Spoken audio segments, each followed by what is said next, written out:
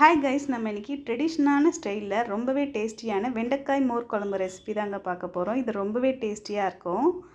நான் இதுக்காக 2 ஸ்பூன் அளவுக்கு பச்சரிசி, 1 ஸ்பூன் அளவுக்கு துவரம்பருப்பு எடுத்து நல்லா வாஷ் பண்ணி ஒரு பவுலில் 15 நிமிஷம் இது போல் ஊற வச்சு எடுத்துக்கிறேங்க.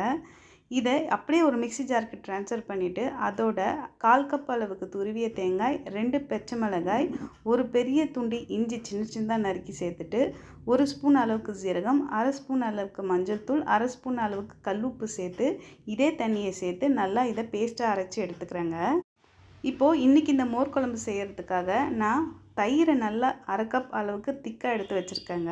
இது கொஞ்சம் புளிப்புத்தன்மை இருக்கிற மாதிரி பார்த்துக்கோங்க, ஏன்னா நம்மளோட குழம்பு ரொம்பவே டேஸ்டியாக கிடைக்கும். இதோட அதே கப்பில் 1/2 கப் அளவுக்கு தண்ணி சேர்த்து இதை நல்லா மோராக அடித்து வச்சுக்கோங்க.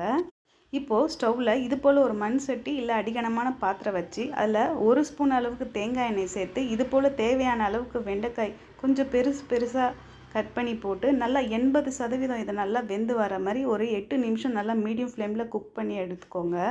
பாருங்கள், எனக்கு நல்லா குக் ஆகிடுச்சு. இதை ஒரு பவுலுக்கு ட்ரான்ஸ்ஃபர் பண்ணி வச்சுக்கிறேங்க.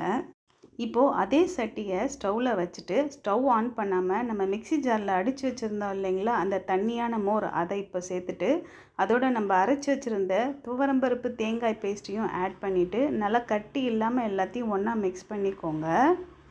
உங்களுக்கு ரொம்ப திக்காக இருந்தால் நீங்கள் இன்னுமே ஒரு 1/2 கிளாஸ் அளவுக்கு தண்ணி மட்டும் ஆட் பண்ணிக்கோங்க. இப்போது தேவையான அளவுக்கு கல்லுப்பும் சேர்த்துட்டு நம்ம வேக வச்சுருந்த வெண்டைக்காயும் இதோடு சேர்த்து நல்லா மூடி 5 நிமிஷம் இதை நல்லா மீடியம் ஃப்ளேமில் குக் ஆக விடுங்க.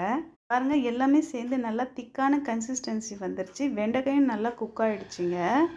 இப்போ இதுக்கான தாளிப்பும் ஆட் பண்ணிப்போம். ஒரு ஸ்டவ்வில் இதே போல் குட்டி கடாயை வச்சு 3 ஸ்பூன் அளவுக்கு தேங்காய் எண்ணெய், 1/2 ஸ்பூன் அளவுக்கு கடுகு, 1 ஸ்பூன் அளவுக்கு உளுந்து, 1 ஸ்பூன் அளவுக்கு கடலைப்பருப்பு சேர்த்து இதோட 2 வரமிளகாயும் கிள்ளி போட்டு 1 டீஸ்பூன் அளவுக்கு பெருங்காய பவுடர் சேர்த்து ஒரு கைப்பிடி அளவுக்கு கருவேப்பிலை சேர்த்து எல்லாம் நல்லா பொரிஞ்சதுக்கப்புறமா அந்த மோர் குழம்பு மேலே இந்த தாளிப்பை ஊற்றி விட்டுருங்க.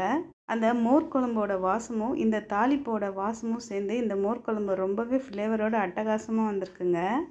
இதுக்கு மேலே 1 ஸ்பூன் அளவுக்கு தேங்காய் எண்ணெயை ஹீட் பண்ணி லைட்டாக சேர்த்துட்டு 2 நிமிஷம் மூடி போட்டு குக்காக விட்டுட்டு ஸ்டவ் ஆஃப் பண்ணிவிட்டு நம்ம சூடாக சர்வ் பண்ணலாங்க. நம்மளோட ட்ரெடிஷ்னல் டேஸ்ட்டில் ரொம்பவே ஹெல்த்தியான வெண்டைக்காய் மோர் குழம்பு ரெடிங்க. கண்டிப்பாக ட்ரை பண்ணி பாருங்கள், டேஸ்ட்டு அல்டிமேட்டாக இருக்கும். இது போல் ஹெல்த்தி அண்ட் டேஸ்டியான ரெசிபிக்கு என்னோடய சேனலை சப்ஸ்கிரைப் பண்ணி வச்சுக்கோங்க ஃப்ரெண்ட்ஸ். தேங்க்யூ ஃபார் வாட்சிங்.